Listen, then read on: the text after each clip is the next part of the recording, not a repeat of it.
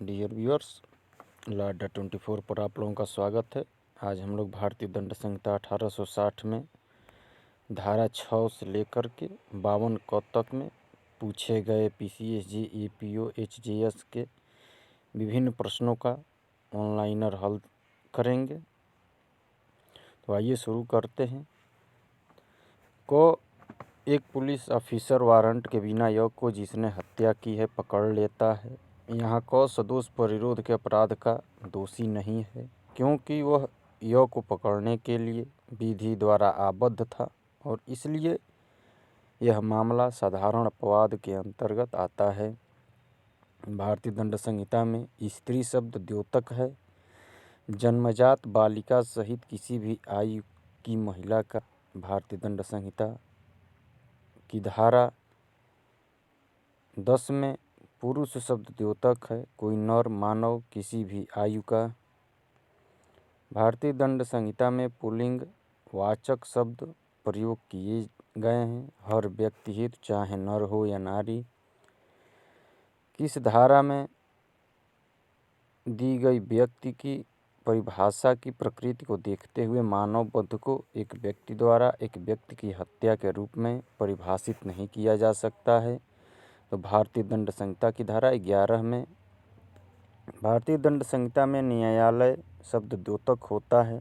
ऐसे न्यायाधीश को जिसे केवल न्यायिकतः कार्य करने हेतु विधि द्वारा अधिकृत किया गया है।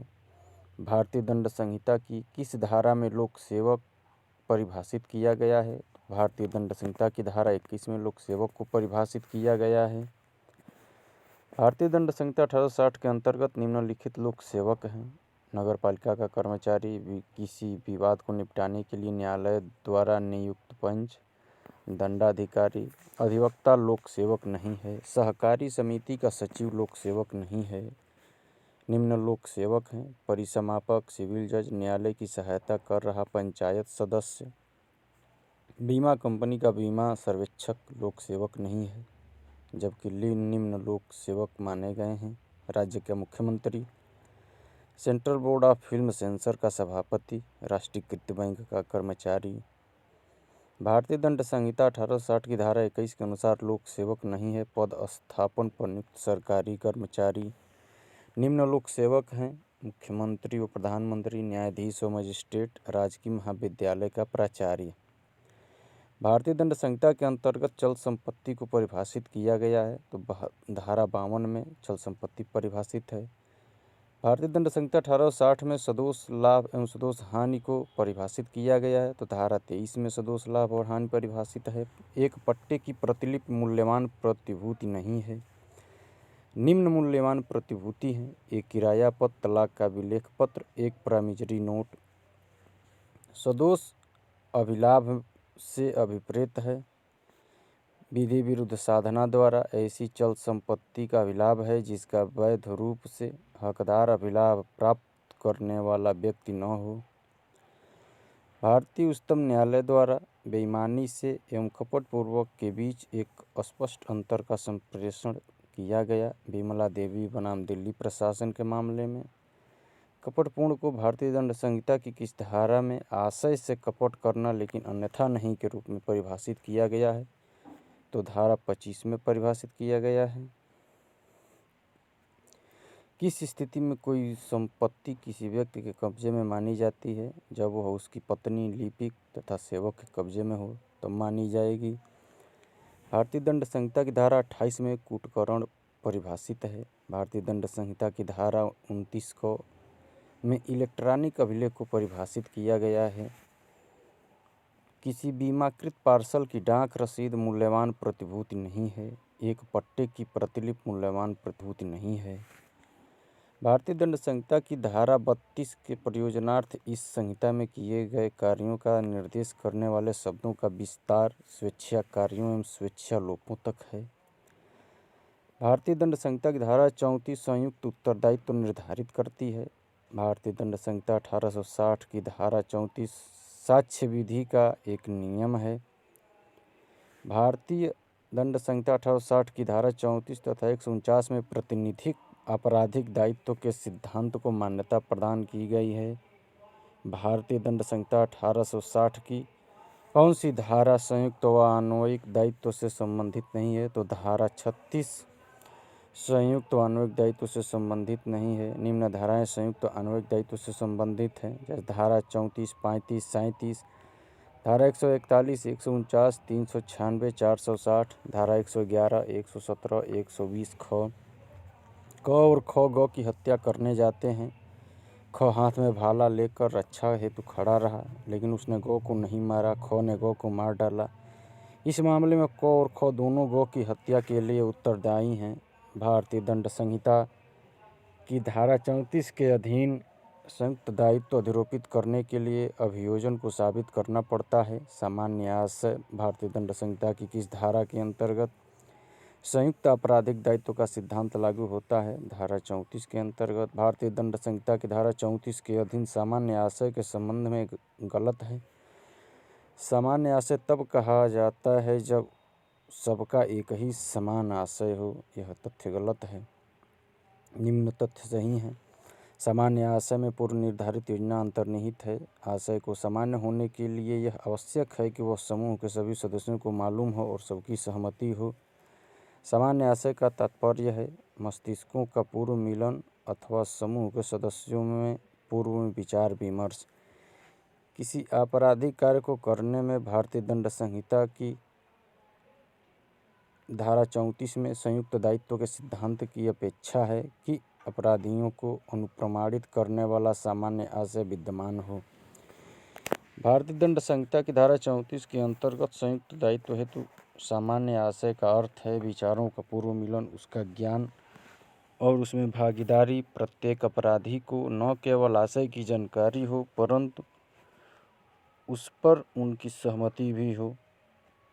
भारतीय दंड संहिता 1860 की धारा 34, 35, 37, 38 तथा 149 संयुक्त आपराधिक दायित्व के सिद्धांत से संबंधित है।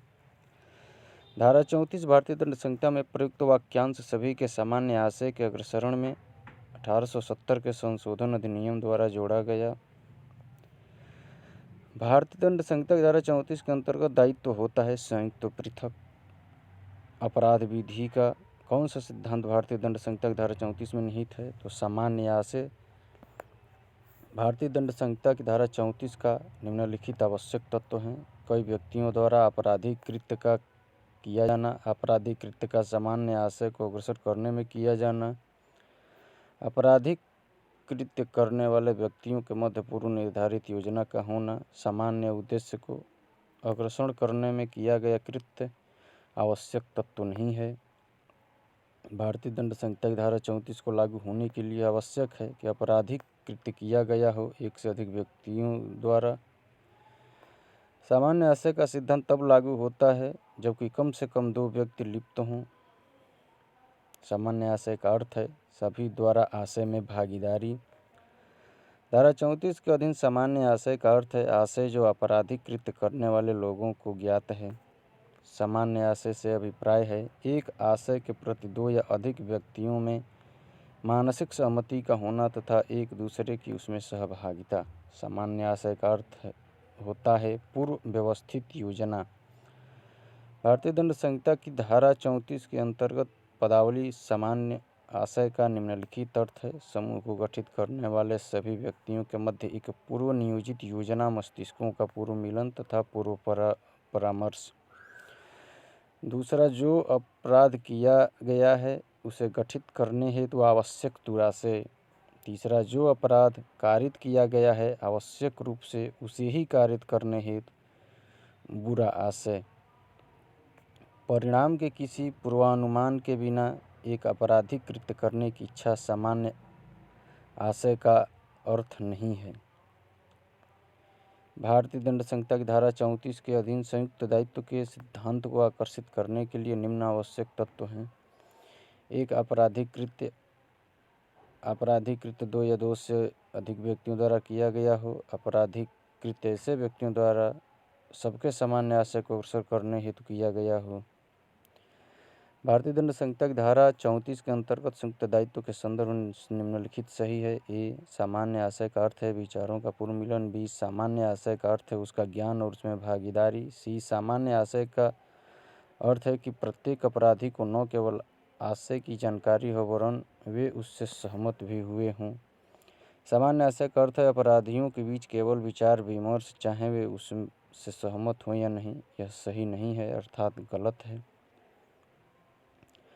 सामान्य आशय के आधार पर संयुक्त दायित्व के सिद्धांत के लागू होने के लिए आपराधिक कार्य किया जाना चाहिए एक से अधिक व्यक्तियों द्वारा। धारा 34 के लागू होने के लिए यह आवश्यक है कि आपराधिक कृत्य किया गया हो एक से अधिक व्यक्तियों द्वारा। जब कोई आपराधिक कार्य कई व्यक्तियों द्वारा अपने सबके सामान्य आशय को अग्रसर करने में किया जाता है तब ऐसे व्यक्तियों में से प्रत्येक व्यक्ति दायित्व के अधीन है, मानो कार्य उनमें से प्रत्येक ने अकेले किया हो। सामान्य आशय के सिद्धांत की विवेचना किस वाद के अंतर्गत की गई थी? महमूद शाह बनाम किंग एम्परर के वाद में। महबूब शाह बनाम किंग एम्परर का वाद भारतीय दंड संहिता के अधीन संयुक्त दायित्व से संबंधित है। किस वाद को सिंधु नदी वाद के नाम से जाना जाता है? महबूब शाह के वाद को सिंधु नदी वाद के नाम से जाना जाता है। सामान्य आशय सिद्ध करने के लिए दिमागों का पूर्ण मिलन सिद्ध करना आवश्यक है, यह कहा गया महबूब शाह बनाम किंग एम्परर में। भारतीय दंड संहिता की धारा 34 द्वारा निर्मित संयुक्त दायित्व के सिद्धांत से संबंधित वाद है महबूब शाह बनाम एम्परर। सामान्य आशय और समान आशय में प्रिवी काउंसिल द्वारा अंतर किस प्रसिद्धवाद में किया गया था? तो महबूब शाह बनाम एम्परर के बाद में 1943 में किया गया था। भारतीय दंड संहिता की धारा 34 से संबंधित वाद है वीरेंद्र कुमार घोष बनाम किंग एम्परर। वीरेंद्र कुमार घोष बनाम किंग एम्परर के वाद को पोस्टमास्टर हत्या के नाम से जाना जाता है। प्रिवी काउंसिल के समक्ष पोस्टमास्टर हत्या के मामले में निर्णय दिया गया था लॉर्ड समनर द्वारा। वीरेंद्र कुमार घोष बनाम सम्राट संबंधित है सामान्य आशय के सिद्धांत से। अपराधों में वे भी सहायक होते हैं जो केवल खड़े रहते हैं और प्रतीक्षा करते रहते हैं। यह कथन वीरेंद्र कुमार घोष बनाम एम्परर के बाद में कहा गया। अन्य बातों की तरह अपराधों में वे भी कार्य करते हैं जो मात्र खड़े रहते हैं तथा प्रतीक्षा करते हैं। यह अभिकथन है वीरेंद्र कुमार घोष बनाम उत्तर प्रदेश राज्य का। किस वाद में लॉर्ड समनर ने कहा कि वे भी कार्य करते हैं जो खड़े रहते हैं और प्रतीक्षा करते हैं? तो वीरेंद्र कुमार घोष बनाम एम्परर के बाद में। एक आपराधिक कार्य करने में संयुक्त दायित्व के सिद्धांत की अपेक्षा है कि अपराधियों को अनुप्रमाणित करने वाला सामान्य आशय विद्यमान होगा। सामान्य आशय पर आधारित संयुक्त दायित्व निम्न अपेक्षा करता है। ए, आपराधिक कृत्य एक से अधिक व्यक्तियों द्वारा किया जाता हो। बी, व्यक्तियों में सामान्य आशय हो। सी, अपराध कृत्य में अभियुक्त की सक्रिय उपस्थिति रही हो। एक से वाई दोनों जेड की हत्या करने जाते हैं। एक हाथ में भाला लिए चौकन्ना खड़ा रहता है, वह जेड पर कोई वार नहीं करता। वाई जेड को मार डालता है। जेड की हत्या के लिए एक्स और वाई दोनों दोषी हैं। भारतीय दंड संहिता की धारा 34 के लागू होने के लिए आवश्यक शर्त नहीं है कि आपराधिक कृत्य सामान्य उद्देश्य के अग्रसर में किया गया हो। सामान्य आशय के निम्नलिखित आवश्यक तत्व हैं। ए, कई व्यक्तियों द्वारा आपराधिक कृत्य किया जाना। बी, आपराधिक कृत्य सामान्य आशय के अग्रसर में किया जाना। सी, आपराधिक कृत्य करने वाले व्यक्तियों के मध्य पूर्व निर्धारित योजना का होना। भारतीय दंड संहिता की धारा 34 लागू होने के लिए कम से कम व्यक्तियों की संख्या आवश्यक होती है। तो कम से कम 2 व्यक्तियों की संख्या आवश्यक होती है। किसी आपराधिक कार्य को करने में भारतीय दंड संहिता की धारा 34 में संयुक्त दायित्व के सिद्धांत की अपेक्षा है कि अपराधियों को अनुप्रमाणित करने वाला सामान्य आशय विद्यमान हो। धारा 34 के निम्न आवश्यक तत्व हैं। सामान्य आशय, अपराध का कारित करना। अपराध सामान्य आशय के अग्रसरण में हो। अंशतः यह को भोजन देने का अवैध रूप से लुप करके और अंशतः यह को पीट कर साशय यह की मृत्यु कारित करता है, क हत्या का अपराध करता है। भारतीय दंड संहिता की किस धारा के आधार पर? तो भारतीय दंड संहिता की धारा 36 के आधार पर यह अपराध होगा। जेम देसाई बनाम बॉम्बे राज्य के बाद में भारत के सर्वोच्च न्यायालय ने निर्णय दिया है कि भारतीय दंड संहिता की धारा 34 लागू करने के लिए शामिल सभी व्यक्तियों द्वारा अपने सामान्य आशय के अग्रसर काम किया गया हो, परंतु सभी परिस्थितियों में सभी की शारीरिक उपस्थिति द्वारा भाग लेना अनिवार्य नहीं है। भारतीय दंड संहिता की धारा 34 के अंतर्गत नियम की सभी अभियुक्तों को घटनास्थल पर शारीरिक रूप से उपस्थित होना आवश्यक है। कि अपवाद के अंतर्गत कौन से अपराध आते हैं? तो संपत्ति के विरुद्ध अपराध अपवाद के अंतर्गत आते हैं। ऋग बनाम गोविंदा का वाद सामान्य आशय पर आधारित संयुक्त दायित्व के सिद्धांत से संबंधित नहीं है। महेंद्र सिंह बनाम दिल्ली प्रशासन का वाद गुरुपति से संबंधित है। कृपाल सिंह बनाम उत्तर प्रदेश राज्य, ऋषिदेव पांडे बनाम उत्तर प्रदेश राज्य, जय भगवान बनाम हरियाणा राज्य का वाद सामान्य आशय संयुक्त दायित्व से संबंधित है। उच्चतम न्यायालय द्वारा भारतीय दंड संहिता की धारा 34 और 149 के बीच अंतर की प्रामाणिक व्याख्या की है। नानक चंद बनाम पंजाब राज्य में भारतीय दंड संहिता की धारा 34 तथा 149 के बीच को स्पष्ट करता है। धारा 149 में एक विशिष्ट अपराध है, जबकि धारा 34 में नहीं है। विधि विरुद्ध जमाव के सदस्यों का जो संयुक्त रूप से अपराध करते हैं, आपराधिक दायित्व निर्धारित करने वाले सिद्धांत को कहा जाता है, सामान्य उद्देश्य कहा जाता है। भारतीय दंड संहिता 1860 के अधीन परिभाषित शब्द संश्रय के अंतर्गत सम्मिलित नहीं है, तो अपराध के किए जाने से पूर्व उसके किए जाने को सुकर बनाना शामिल नहीं है।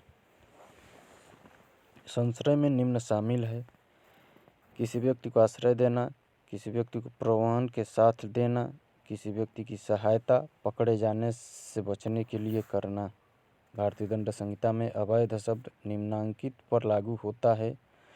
ए जो अपराध हो, बी जो विधि द्वारा निषिद्ध हो, सी जो सिविल कार्यवाही के लिए आधार उत्पन्न करती हो।